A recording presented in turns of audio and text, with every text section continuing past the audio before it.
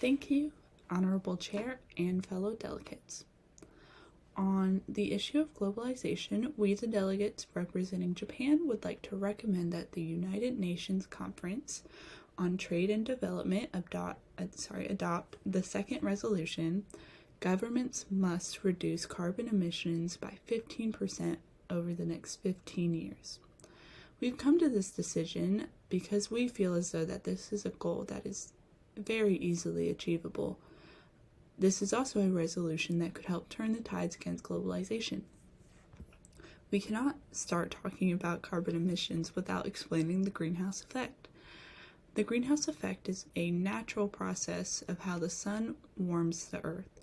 When greenhouse gases release into the atmosphere, gases like, let's say, carbon dioxide, methane, water vapor, and so many other gases, these gases trap the sun's heat. This causes the average global temperature to rise. This itself is a perfectly fine, should absolutely be happening. However, when the gases are not escaping into space but are instead getting trapped in our atmosphere, that's where the issue is. Because these gases get trapped in our atmosphere, it warms the planet more than it really needs to be. Like I stated earlier, carbon emissions are a type of greenhouse gas emission that happens when carbon dioxide enters the air from human activity or processes. They are crucial to this conversation because they are the most significant type of emission in terms of quantity. In Japan, carbon emissions accounted for over 90% of the total greenhouse gases emitted. Carbon emissions are destroying our planet, and mostly through globalization. This process of industrializing our world more has caused more air pollution due to the increased use of fossil fuels. For Japan, lowering our carbon emissions has been somewhat important to us. Of course, due to COVID, most carbon emissions have gone down for every country.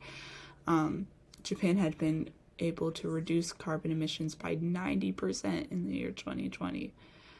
However, before COVID, Japan had already been on a decline. We believe that if we had been able to because we were able to reduce our carbon emissions without COVID, then it cannot be that difficult to reduce carbon emissions by 15% over the next 15 years. Or, in simpler terms, 1% every year for the next 15 years. We know and understand where carbon emissions come from. All we have to do is make the necessary changes to save our planet.